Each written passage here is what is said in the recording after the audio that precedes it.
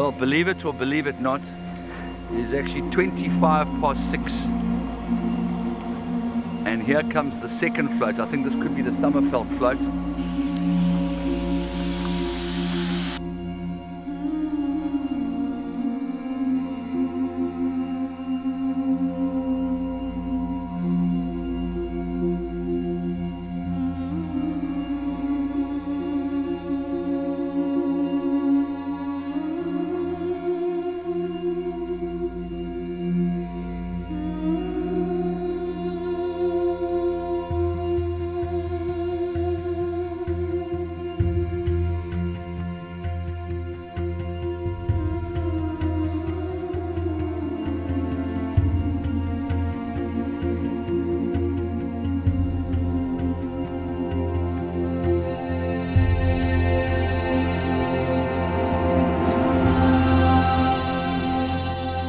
It's VODACOM Durban July time, and of course on the Thursday preceding the VODACOM Durban July, that is 2 Thursdays before the VODACOM Durban July, the public have an opportunity to come out and see these beautiful thoroughbreds go through their paces on the racecourse at Greyville Racecourse. Traditional for coffee and buns, sticky buns to be served, commentators, cameras, lots of people on the racecourse. And we're going to have an opportunity to speak to a couple of the big race trainers and jockeys after the performance of their horses on the gallops. And we're going to start off with King of Pain. He's number 1 on the card, the grey son of Grey's Inn. Bernard Fay Durb will be riding him. Joey Ramsden's his trainer. We're also going to have an opportunity to speak to Mike de Kock, to Dean Cannemeyer, to Jeff Woodruff, to Kevin Shea, to Brett Crawford.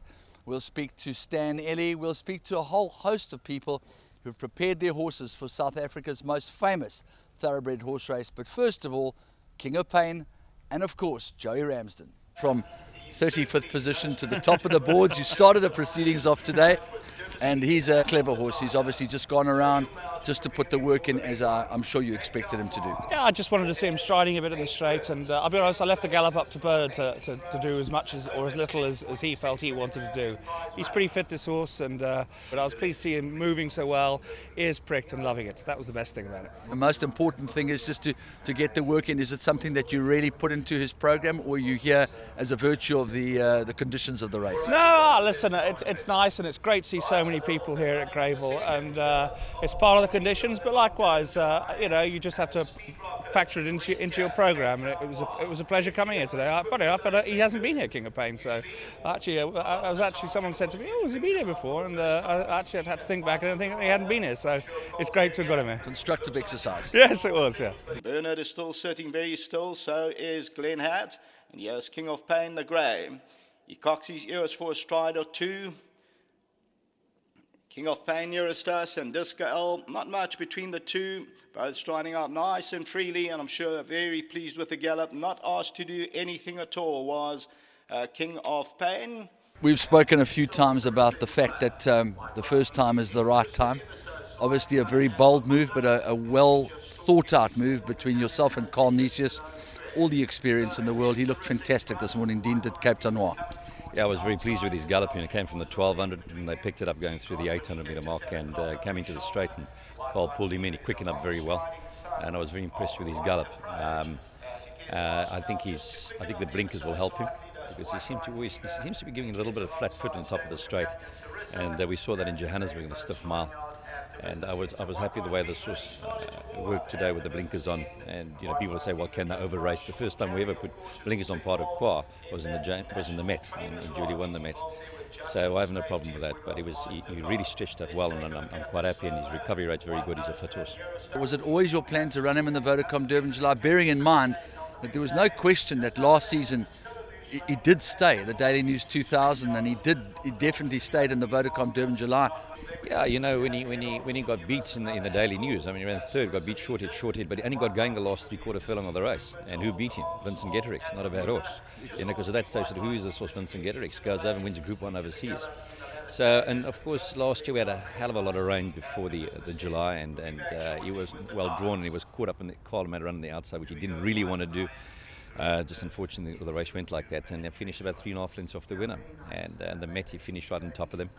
And I just got the impression that he's going to go. He's going as an older horse now that he'll go the trip.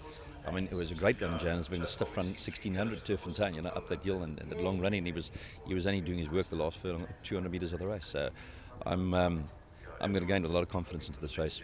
Would like to have been drawn a little better. Hopefully it's a nice, good, clean run race. Stan Ellie with us right now, the trainer of Punta Arenas, on his own, just to show him the track, stretch his legs. You happy, Stan? Yeah, I'm pretty happy, Andrew. That's what we did with him before the Met. Similar sort of gallop. I thought it worked then. He ran a good third in the Met, so I thought let's try the same process. He's sort of at the same point of his prep as he was for the Met, so I think that's all he needed to do. He'll have one more hard workout either Monday or Tuesday. But I think I particularly like the way he's moving. He's got the elastic action, and if he's a happy horse, which he is at the moment, then he can use it nicely, and things are going well. Yeah, his antics in the pre-race parade show that he's on his toes. He's a highly spirited horse. Well, he always has been. If he wasn't like that, then I'd probably be a little bit worried. I'd rather have him than that than plodding up there with no interest. And finally, Stan, he's a horse that always seems to slip under the radar. I mean, if Hill 54 was in the race as the J&B Met winner, he'd be right up there in the betting, and he represents Hill 54, whichever way you look at it. Absolutely, and don't forget he got touched off for second by Yorker in the Met. We're only getting 2 kilos from him there, so that was a particularly good effort. He had a lot of today's July runners behind him on that occasion. So people do sort of not rate him. Perhaps I don't give him the respect that's due to him, but we'll be thereabouts. 3-year-olds are hard to beat, we all know that, but we won't be far back. Very important to have jockeys that have got the big match temperament, that have won this race. You must be extremely pleased with both of your horses' work this morning. Yeah, Andy, I must say. The feedback from both Kevin and Anton was very good. We definitely know our game plan now with Rake's Chestnut. We'll ride him for cover, because I've always felt there's a better horse running at them, and I think Anton, he just wanted to pop him in front today just to see what he would do if he's exposed. And he said he does go a little bit hard, so yeah, switch him off. And well, Louis, we know he switches himself off, so they'll hopefully be looking for sort of a midfield position somewhere there in the running. I just hope there's a bit of a decent pace on. There should be, I guess. The July, I think they generally do. The horse has got a higher cruising speed, so hopefully it's an honest pace anyway. And well-being wise, I couldn't fault the horses. Very, very happy, and it'll definitely, I think it'll put them right there.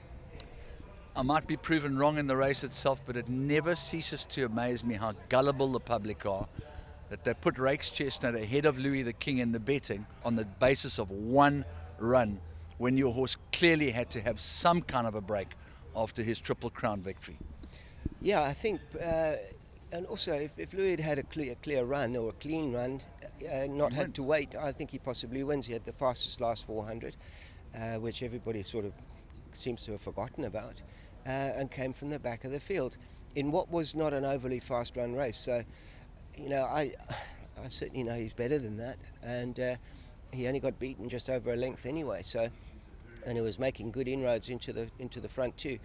So yeah, I personally think there's very, very little between Legislate, Rake's Chestnut, and Louis the King. Of the 3-year-olds, Futura I don't know about really, and Captain America. Well, Legislate seems to have those held, so yes. Possibly it's the top 3 mentioned.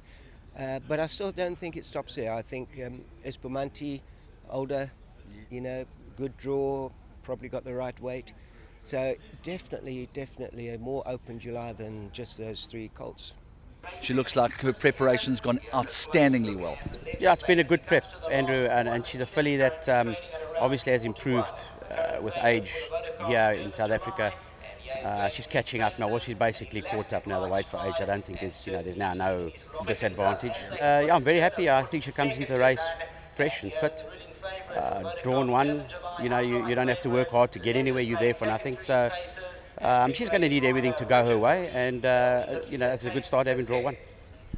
Obviously, there's not much between her and Cherry on the top on the run in the Gerald Rosenberg, which was an enormously courageous performance, but the draw is so significant here at Greyville. It's very significant. Obviously, Cherry on the top beat us at Turf and Tina. Now we're giving her weight, which is another strange one. But, I think she's a little better than that run. I think she's come on, she's done well, in her time here in Durban. It's a little warmer. the Greyville track itself, she's got a very, very good turn of foot. Well, she's a filly that's versatile in that she can be handy and she'll kick off a handy position as well. You can also drop her out. I envisage her being handy, which I think will be, fine, suit her. She didn't overexert herself, but she's gone through the paces as part of the schedule. Listen, Andrew, these gallops, for me, I'm not a fan of them, to be honest. All we want is for her to come out of this gallop safe and sound. I think any trainer wants that, I mean, this track's not in the greatest condition, so we're all holding our breath, I think, when we watch our horses work here. And here's Espumanti, the 4-year-old filly, a daughter of Dan Silly. Anthony Del Pez taking her through her paces. And like we mentioned, a lethal combination. You can get some 8-1. And Mike de Kock, the likes of Bold Silvano, Igugu and Gray's in. So they certainly know what it takes to win the Vodacom Durban July. And here's Espumanti ranging up alongside Gone Baby Gone as they go past that winning post. Justin Snaith with the ruling favourite, Legislate, a champion in his own right, in line for Horse of the Year. People are talking. Great workout. Very good. I really today was just to show people that the horses are well. I didn't want anything more than that. The guys were told not to come out of a half pace, and as I said, the horses didn't need this. They are spot on. I mean, they've won all the Group 1s going into this race, and so there's no reason to show anything more than that. As I said, the horses are flying. Legislate is just. He's had 2 good prep runs, if you want to look at it in that way, here in Natal. Both races were after rest, so take them as prep races. And if you think he's going to improve, I can tell you he has improved. So it's game on. Guys must bring the A game on July Day. There's a lot of talk, and if there's one race that gets people's tongues wagging, it's the Vodacom Durban July. There's a lot of talk about this flying filly in the fast lane, despite the fact that the form of the fillies is clearly not up to the colts at this particular stage. I think she could be something extra special. No doubt that I think that the fillies races have been on the weak side.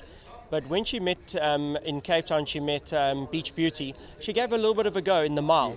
And the next time she ran 3 wide and everything, so you can put a line through that. It was a total disaster. We tried to get in front of Beach Beauty early on and it worked against us.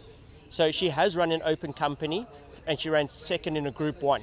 So oozes ability, and she's spot on. She's come on. I've always been quiet about her the whole season, but the penny's dropped. She's got a good draw, and I think Grant van Niekerk will suit her. He's very relaxed, and I think certainly a horse that will beat a lot of the colts home. I can assure you that much. He thinks he's on the right one, and he's got no pressure. After the gallop today, he thinks he is. I'm not saying he can't. He could easily be, but whatever a trainer has in this race, it must be their best horse that they've ever trained.